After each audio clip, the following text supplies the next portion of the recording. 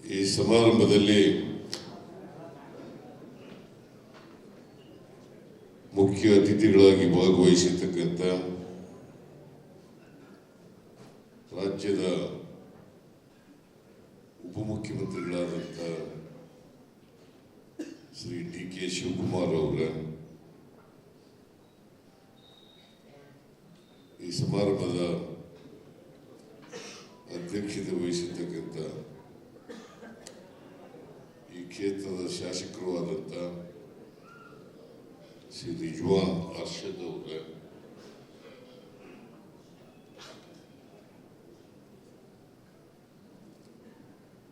ವಿಧಾನಸಭೆಯಲ್ಲಿ ಮುಖ್ಯ ಸಚೇತಕರಾದಂಥ ಶ್ರೀ ಅಶೋಕ್ ಪಟ್ಟಣ್ ಅವರ, ಶಾಸಕರಾದಂಥ ವಿಜಯ್ ಕಾಶ್ಯಪ್ನವರ, ಮುಖ್ಯ ಕಾರ್ಯದರ್ಶಿಗಳಾದಂಥ ಶ್ರೀಮತಿ ಶಾಲಿನಿ ರಜನೀಶ್ ಅವರ, ಎಲ್ಲ ಹಿರಿಯ ಅಧಿಕಾರಿಗಳೇ,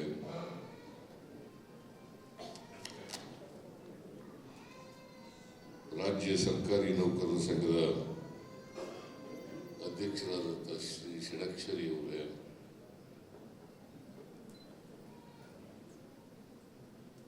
ಎಲ್ಲ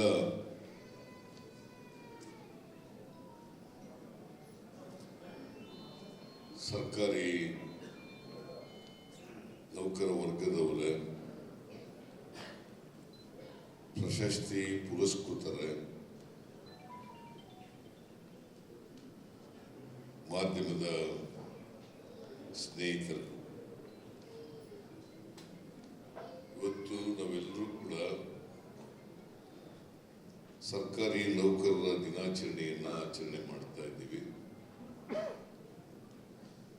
ಇದೇ ಸಂದರ್ಭದಲ್ಲಿ 2023ನೇ ಸಾಲಿನ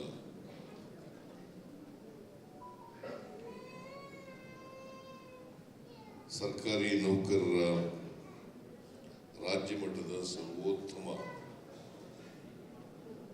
ಸೇವಾ ಪ್ರಶಸ್ತಿಯನ್ನು ಕೂಡ ಪ್ರದಾನ ಮಾಡಿದ್ದೀವಿ.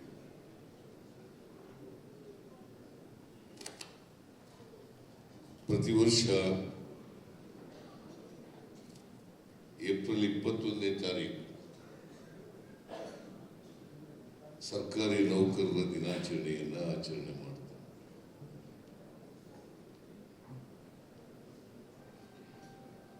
ಸರ್ಕಾರಿ ನೌಕರರ ದಿನಾಚರಣೆಯನ್ನು ಆಚರಣೆ ಮಾಡೋದು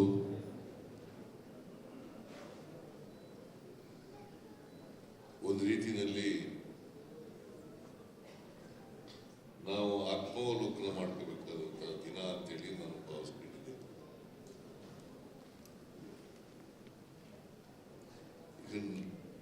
ಈಗಾಗಲೇ ಡಿ.ಕೆ. ಶಿವಕುಮಾರ್ ಅವರು ಹೇಳಿದ್ದಾರೆ,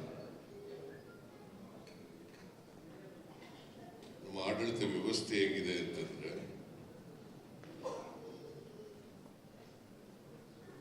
ಶಾಸಕಾಂಗ, ಕಾರ್ಯಾಂಗ, ನ್ಯಾಯಾಂಗ, 3 ವಿಭಾಗಗಳಿದ್ದಾವೆ. ಒಂದಕ್ಕೊಂದು ಪರಸ್ಪರ ಅನ್ಯೋನ್ಯವಾಗಿ ಕೆಲಸ ಮಾಡೋದು. ಅದ್ರ ಜೊತೆಗೆ 4ನೇ ಅಂಗನೂ ಕೂಡ ಇದೆ ಪ್ರಜಾಪ್ರಭುತ್ವದಲ್ಲಿ, ಅದು ಪತ್ರಿಕಾ ರಂಗ.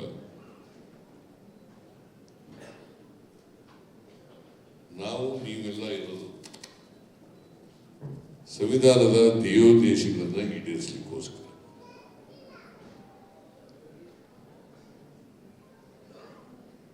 ಸಮಾಜದಲ್ಲಿ ಅಸಮಾನತೆ ಇದೆ, ಬಡವರಿದ್ದಾರೆ, ಶ್ರೀಮಂತರಿದ್ದಾರೆ, ಅಕ್ಷರಸ್ಥರಿದ್ದಾರೆ, ಅನಕ್ಷರಸ್ಥರಿದ್ದಾರೆ, ಮೇಲ್ಜಾತಿಯವರಿದ್ದಾರೆ, ಕೀಳ್ಜಾತಿಯವರಿದ್ದಾರೆ. ಇವೆಲ್ಲವೂ ಹೋಗ್ಬೇಕು, ಅಸಮಾನತೆ ಹೋಗಿ ಸಮಾನತೆ ಬರಬೇಕು. ನಮ್ಮ ಸಂವಿಧಾನದಲ್ಲಿ ಬಹಳ ಸ್ಪಷ್ಟವಾಗಿ ಹೇಳ್ಕೊಂಡಿದ್ದೇವೆ,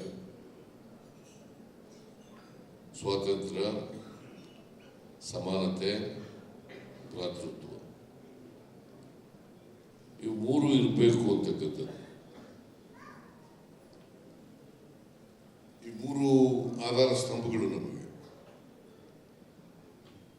ಪ್ರತಿಯೊಬ್ಬರಿಗೂ ಸ್ವಾತಂತ್ರ್ಯ ಇರಬೇಕು, ಪ್ರತಿಯೊಬ್ಬರು ಕೂಡ ಸಮಾನತೆಯಿಂದ ಬದುಕಬೇಕು, ಪ್ರತಿಯೊಬ್ಬರಿಗೂ ಸಮಾನ ಅವಕಾಶಗಳು ಸಿಗಬೇಕು, ಮತ್ತೆ ನಾವೆಲ್ಲರೂ ಕೂಡ ಅಣ್ಣ ತಮ್ಮಂದಿರಂತೆ ಬದುಕಬೇಕು. ಅಂದರೆ ಮಾನವೀಯತೆ ಇರಬೇಕು. ನಮ್ಮಲ್ಲಿ ಅನೇಕ ಜಾತಿಗಳಿದ್ದಾವೆ, ಧರ್ಮಗಳಿದ್ದಾವೆ. ಈಗ ನಾವು ಜಾತಿ ಯಾಕೆ ಬಂತು ಅನ್ನೋದ್ರ ಬಗ್ಗೆ ಮಾತಾಡಕ್ಕೆ ಹೋಗಲ್ಲ, ಧರ್ಮ ಹೇಗೆ ಹುಟ್ಟಿತು ಅನ್ನೋದ್ರ ಬಗ್ಗೆ ಮಾತಾಡಕ್ಕೆ ಹೋಗಲ್ಲ. ನಮ್ಮ ಸಂವಿಧಾನ ಜಾತ್ಯತೀತವಾಗಿ ಇರ್ತಕ್ಕಂಥ ಸಮಾಜ ನಿರ್ಮಾಣ ಆಗಬೇಕು ಅಂತ ಹೇಳ್ತದೆ. ಯಾವುದೇ ಒಂದು ಧರ್ಮದ ಆಧಾರದ ಮೇಲೆ ನಾವು ಈ ದೇಶವನ್ನು ಕಟ್ಟಬೇಕು ಅಥವಾ ನಮ್ಮ ಸಮಾಜವನ್ನು ನಿರ್ಮಾಣ ಮಾಡಬೇಕು ಅಂತ ಹೇಳೋದಿಲ್ಲ. ಎಲ್ಲ ಧರ್ಮಗಳು, ಎಲ್ಲ ಭಾಷೆಗಳು, ಎಲ್ಲ ಜನರು ಕೂಡ, ಎಲ್ಲ ಜಾತಿಗಳು ಒಂದೇ. ಜಾತಿಗಳಿದ್ದಾವೆ, ಧರ್ಮಗಳಿದ್ದಾವೆ, ಆದರೆ ಸಮಾನತೆ ಬರಬೇಕಾದ್ರೆ ಜಾತ್ಯತೀತವಾದಂಥ ರಾಷ್ಟ್ರ ನಿರ್ಮಾಣ. ಅದನ್ನೇ ಬಸವಣ್ಣ ಹೇಳಿರೋದು, ಅದನ್ನೇ ಬುದ್ಧ ಹೇಳಿರೋದು, ಅದನ್ನೇ ಅಂಬೇಡ್ಕರ್ ಹೇಳಿರೋದು, ಅದನ್ನೇ ಗಾಂಧೀಜಿ ಹೇಳಿರೋದು. ಈಗ ನಿಜವಾಗ್ಲೂ ಪ್ರಸ್ತಾಪ ಮಾಡಿದ್ರು, DK ಶಿವಕುಮಾರ್ ಅವರು ಪ್ರಸ್ತಾಪ ಮಾಡಿದ್ರು. ಸರ್ಕಾರದ ಕೆಲಸ ದೇವರ ಕೆಲಸ. ಸೊ ನಾವೆಲ್ಲರೂ ಕೂಡ, ನಾವು ಮತ್ತು ನೀವು ಮತ್ತೆ ನ್ಯಾಯಾಂಗ, ನಾವೆಲ್ಲರೂ ಕೂಡ ಸರ್ಕಾರದ ಕೆಲಸ ದೇವರ ಕೆಲಸ ಅಂತ ತಿಳ್ಕೊ. ಹಾಗಾಗಿ ನಾವು ಮಾಡ್ತಕ್ಕಂಥ ಕೆಲಸ ಸುಮಾರು 5.5 ಲಕ್ಷ ಸರ್ಕಾರಿ ನೌಕರರಿದ್ದಾರೆ. 5.5 ಲಕ್ಷ.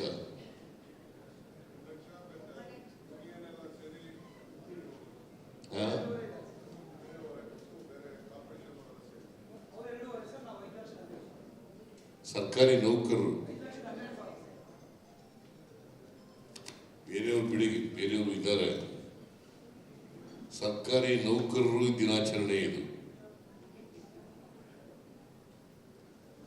ಅದರಿಂದ 5.5 ಲಕ್ಷ ಜನ ಇರಲ್ಲ, ಅವ್ರಿಗೆಲ್ಲ ಇವತ್ತು ಪ್ರಶಸ್ತಿ ತಗೊಂಡಿರ್ತಕ್ಕಂಥವ್ರು, ಅವರೆಲ್ಲ ಸ್ಫೂರ್ತಿಯಾಗ.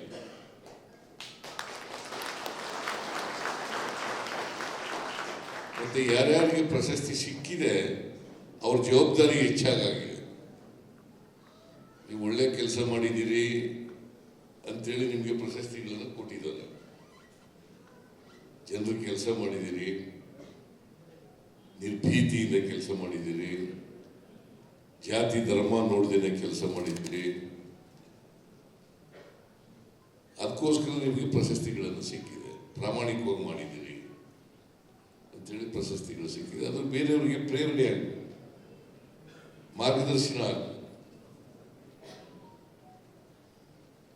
ಮತ್ತೆ ನೀವು ಇನ್ನೂ ಹೆಚ್ಚು ಯಾರು ಪ್ರಶಸ್ತಿ ಪುರಸ್ಕೃತರಿದ್ದಾರೆ ಅವ್ರು ಇನ್ನೂ ಹೆಚ್ಚಿನ ರೀತಿಯಲ್ಲಿ ಹೆಚ್ಚು ಸೇವೆಯನ್ನು ಮಾಡ್ತಕ್ಕಂಥ ಕೆಲಸವನ್ನು ಮಾಡಬೇಕು.